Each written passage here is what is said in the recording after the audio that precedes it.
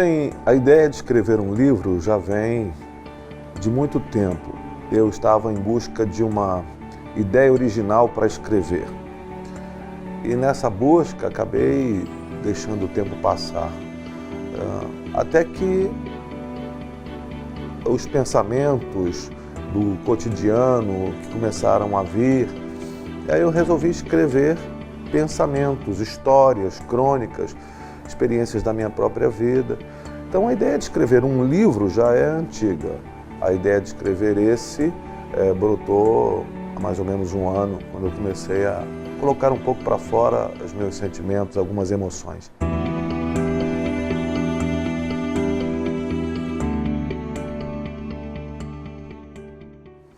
Bem, os textos vêm inspirados da minha vida com Deus, né? Tem como pano de fundo a minha realidade com o Senhor. Eu não quis escrever um livro que fosse teológico, do ponto de vista de uma reflexão teológica, mas revelar um pouco a minha vida, a minha alma, abrir um pouco a minha alma, no sentido de trazer uma realidade daquilo que eu estava vivendo. Mas como eu vivo desde sempre, a partir daquilo que eu entendo numa relação de verdade, de honestidade com Deus, o pano de fundo do livro acabou sendo um pano de fundo cristão completamente.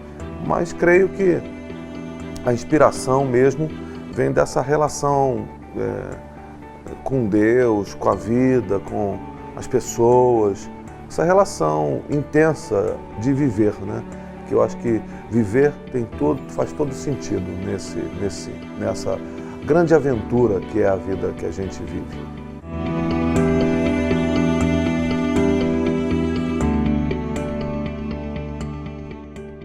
Bem, eles têm em comum a minha alma, a percepção que eu tenho sobre a vida, algumas memórias, e há muitas memórias aí nesses textos, um olhar sobre as realidades que a gente vive hoje, tanto do ponto de vista da vida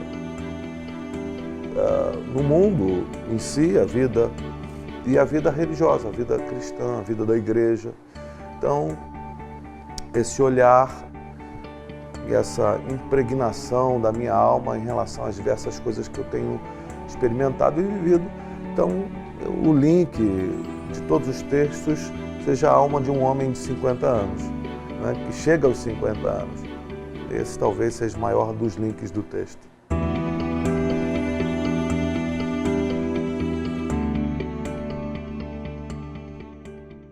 Como o livro, o nome mesmo sugere, vocês vão encontrar textos que eu entendo sejam engraçados, da experiência do cotidiano das pessoas, incluindo a minha experiência, episódios da vida de amigos meus que me permitiram escrever coisas que eles viveram, coisas bem curiosas do meu ambiente da igreja, coisas tristes também, das realidades da vida, não é? Porque a gente não vive sem chorar, a gente não vive sem ter dificuldades, a gente não vive sem sofrer.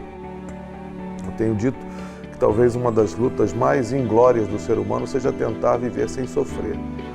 A gente sofre, a gente chora e também tem pensamentos, reflexões. A gente vai encontrar tudo isso nos textos deste livro. É um punhado de coisas que compõem a história de uma pessoa sem ser uma biografia. São pensamentos, reflexões para, como diz o texto, já é o nome do livro, para sorrir, para chorar e para pensar.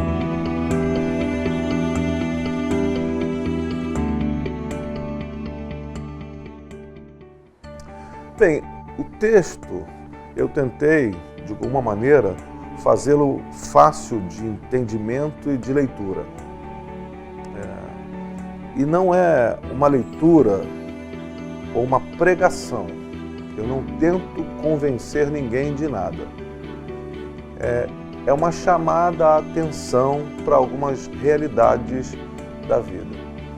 Uma pessoa que não conhece Jesus, talvez vá conhecê-lo conhecendo alguém que o conheça mais de perto. E essa talvez seja a tentativa, mostrar a alma de alguém, revelar a alma de alguém que tem, no seu encontro com Cristo, a principal referência de sua vida. Eu posso parafrasear um pouco o apóstolo Paulo quando disse: se não fosse a graça de Deus, eu não seria nada, não seria ninguém. Se não fosse esse encontro com Jesus, a minha vida seria um vazio existencial bastante intenso, por mais paradoxo que isso possa parecer.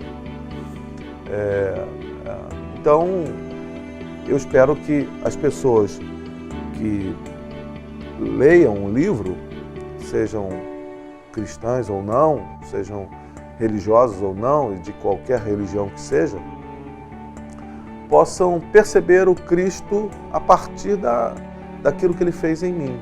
Que eu acho que a melhor maneira de testemunhar Jesus é testemunhar com a vida, muito mais do que com as palavras. Então não é uma tentativa de convencer ninguém, mas é uma revelação da minha alma para as pessoas.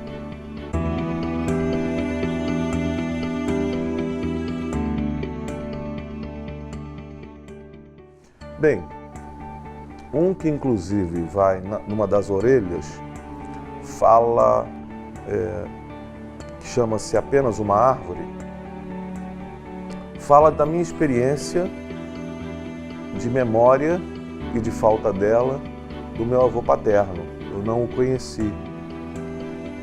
E ele tomou uma decisão, depois de viver em depressão por muitos anos, ele deu cabo de sua própria vida. Eu não o conhecia, a não ser por fotos. E, em certa ocasião, uma tia minha disse: aquela mangueira ela foi plantada há mais de 50 anos por seu avô. E eu fui até lá, chupei uma manga daquela mangueira doce, e como se eu estivesse abraçando meu avô, como se eu estivesse me encontrando com ele, como se eu estivesse fazendo as pazes com essa lacuna na minha alma. Foi bem intenso esse dia e daí veio a crônica.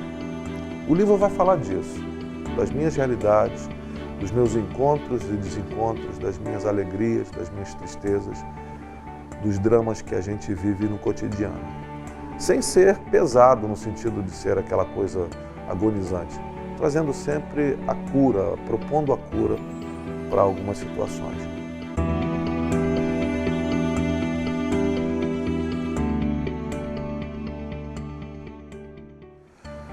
50 anos pesam, né? Pesam. Fazer 50 anos, embora eu me sinta um garoto, né? Isso que é o mais importante. Mas me dá um peso de responsabilidade. Em relação aos mais jovens, eu preciso continuar vivendo de maneira a mostrar o quanto a vida é sagrada e quanto ela pode ser vivida com intensidade e com beleza. E quando eu me aproximo, então, da segunda fase da minha vida, eu penso que eu preciso ser bastante responsável com as decisões que eu tomo.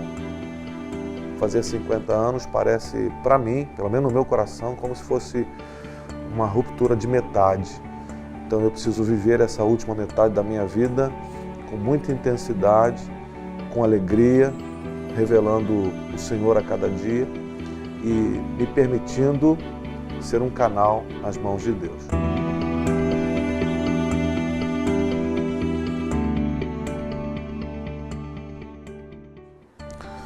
Eu estou com um projeto que vai trabalhar uma ideia de ficção e realidade.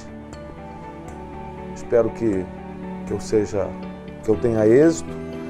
Está no momento agora de pesquisa. Eu estou fazendo algumas pesquisas sobre o primeiro século na Palestina, as realidades daquele tempo, para poder dar um pouco de verdade ao texto ficcional, que culmina com o surgimento de personagens anônimos na escritura.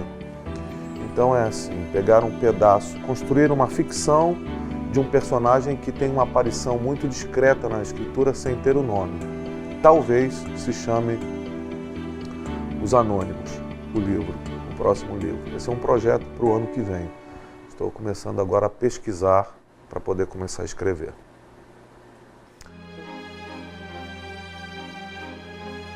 Eu queria me dirigir a você que está investindo o seu tempo em assistir essa gravação, indicar para você esse livro, Sorrir, Chorar e Pensar. É o primeiro livro que eu escrevo, já escrevi alguns livretes, algumas coisas de reflexão, de evangelização, mas este livro talvez ajude você a entender e perceber como a vida pode ser vivida e como ela deve ser vivida, sem tentar evitar algumas coisas. Sorrir, chorar e pensar fazem parte da vida. São verbos que precisam ser conjugados ao longo de toda uma jornada. Então não tenha vergonha de chorar, não tenha vergonha de sorrir e ouse pensar, pelo amor de Deus. Não compre nada que estejam vendendo sem você pensar um pouco, mesmo ideias. As ideias estão sendo vendidas aí e muita gente tem comprado ideias sem pensar. Eu espero que você pense, que você possa sorrir e que você possa chorar. E se quiser, adquira o livro, eu creio que vai ser bênção para você. Pelo menos para te ajudar a rir um pouco.